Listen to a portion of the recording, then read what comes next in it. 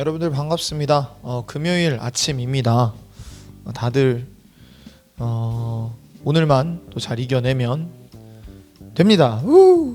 네, 좋죠? 네, 좋아요. 바로 한번 좀 살펴봅시다. 41에서 45장을 여러분이 읽으셨거나 들으셨을 거라 생각합니다.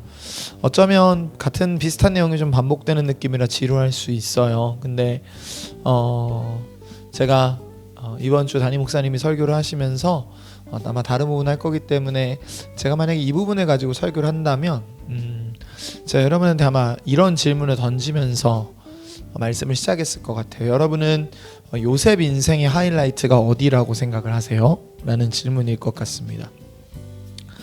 요셉 인생에서 하이라이트를 흔히들 어디로 생각하는 경우가 많냐면 41장의 그 후반부의 내용을 그 하이라이트라고 생각하는 분들이 많을 거예요. 그러니까 요셉이 총리가 되는 장면을 생각합니다. 여러분들 요셉이라는 사람에 대해서 좀 이해할 필요가 있는데 요셉은 언약의 계보를 이어가고 있는 사람은 아니에요. 그러니까 아브라함, 이삭, 야곱 다음에 요셉이 나오는 게 아니라 언약의 계보를 보게 되면은 유다로 이어지는 게 맞습니다. 그리고 유다가 여러분이 봤겠지만 38장에서 좀 지대한 실수를 좀 범하는 장면들이 나오는 걸 여러분 알 수 있을 거예요.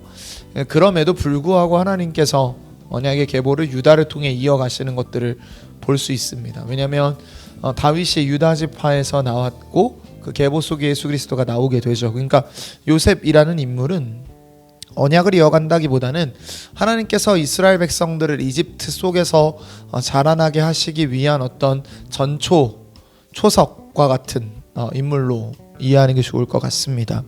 근데 여러분 41장에 보게 되면 오늘 저는 이제 보고자 하는 건 최종적으로 45장인데요. 먼저 보고자 하는 45장부터 좀 보죠. 45장에 보면 어떤 장면이 나오면 요셉이 형들에게 자기가 요셉이라는 것을 밝히는 부분이 나옵니다. 이게 왜 의미 있는 장면이냐면 여러분들 41장부터 좀 볼 필요가 있어요. 일단 요셉이 여러분이 느끼기에는 이제 하이라이트가 총리가 되는 거지만 저는 45장이 하이라이트라고 개인적으로 생각을 합니다. 그 이유가 어떤 건지를 좀 말씀을 드릴게요.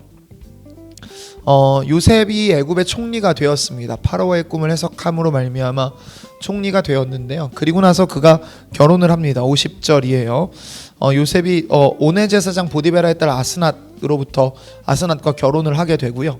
그 전에 여러분들 44장과 45절, 특별히 45절을 보시면 제가 읽을게요. 그가 요셉의 이름을 사브낫 바네아라고 하고 또 오네 제사장 보디베라의 딸 아스낫을 그에게 주 아내로 삼게 하니라. 요셉이 나가 애굽 온 땅을 순찰하니라 라고 되어 있어요. 그러니까 여기서 뭐 정체성의 위기와 같은 것들이 좀 느껴지지는 단순히는 않지만 그럼에도 불구하고 이름이 변합니다. 사브낫 바네아라는 이름으로 쓰여지게 됩니다. 뭐 이름의 뜻이 어떻다 이런 것들은 좀 나중에 살펴보도록 하더라도요. 여러분들 그가 이제 아들 둘을 낳게 되는데 아들 둘의 이름을 성경이 자세히 묘사합니다. 51절과 52절이에요. 제가 읽을게요.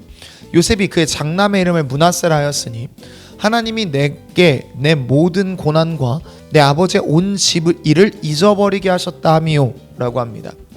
두 번째 차남의 아들을 에브라임이라 하였으니 하나님이 나를 내가 수고한 땅에서 번성하게 하셨다 함이었더라 라고 되어 있어요. 자, 그러니까 여러분 두 아들의 이름 속에 담겨있는 요셉의 마음이 좀 느껴집니까? 첫째 아들의 이름의 뜻은 하나님이 내게 내 모든 고난과 내 아버지의 온 집을 잊어버리게 하셨다. 잊어버렸다. 그러니까 하나님의 축복 때문에 과거가 생각이 안 나요 라는 좋은 의미로 보일지 모르겠지만 여러분 그가 여기서 축복을 받은 이유는 아버지의 집을 잊기 위함이 아닙니다. 아버지의 집을 위해서이죠. 정확히 얘기하면.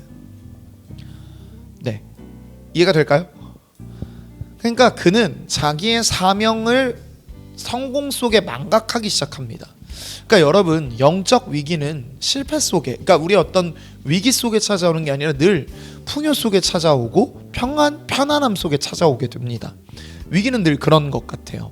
그러니까 여러분들 두 번째 아들의 이름의 뜻은 하나님이 나를 수고한 땅에서 번성하게 하셨다. 그러니까 잘 살게 하셨다. 그러니까 뭐냐면 여러분 크게 요약해보면 요셉의 심정은 여기서 잘 먹고 잘 살고 아버지 집의 일은 이제 잊어버리자라고 얘기하고 있는 거예요.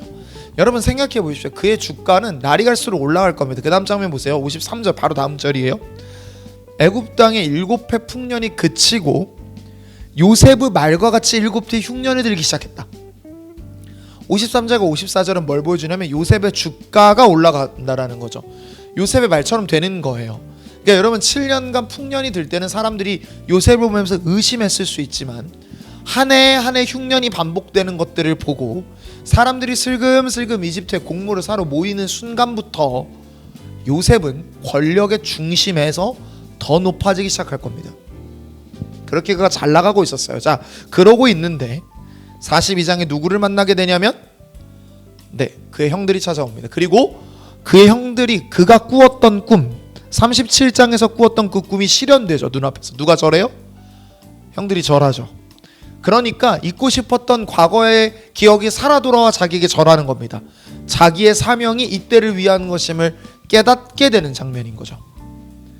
여러분, 여러분이 서 있는 삶의 장소와 자리가 여러분만을 위한 게 아니라 여러분 삶을 통해 이루기 원하는 하나님의 뜻이 실현되는 장소라는 어떤 그 하나님의 계획 속에 있는 여러분의 삶을 읽어낼 줄 있어야 합니다.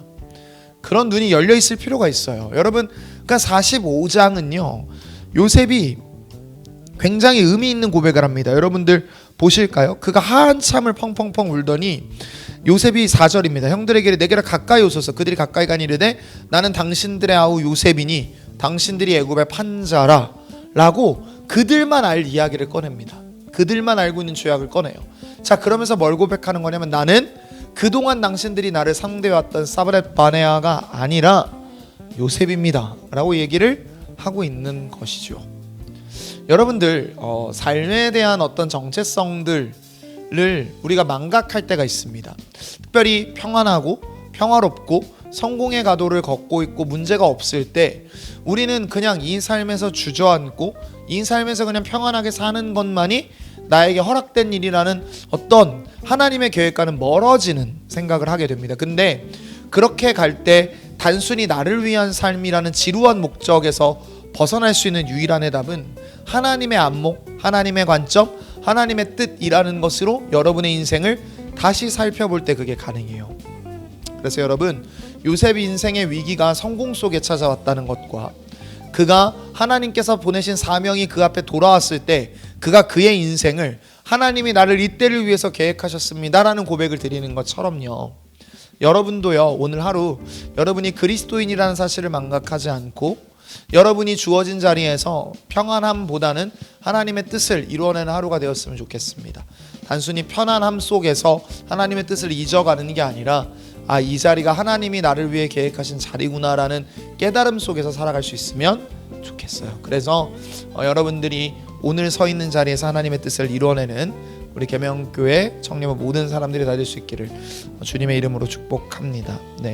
자, 기도하고 마무리할게요. 하나님 감사합니다. 하나님께서 우리 청년들 한 사람 한 사람 또 저를 통하여서 단순히 평안을 누리고 행복하고 잘 먹고 잘 살고 과거의 일은 잊어버리고 하는 게 아니라 하나님께서 분명한 계획과 뜻 속에서 우리를 이 자리로 인도하고 계시다는 것, 우리가 살아내야 할 사명이 있다는 것을 기억하며 우리가 기꺼이 성도로서의 삶을 살아내도록 도우시고 인도하여 주옵소서. 아버지께서 은혜와 능력으로 우리를 인도해 가실 것을 믿고 감사드리며 우리를 구원하신 나사렛 예수 그리스도의 이름으로 기도했습니다. 아멘.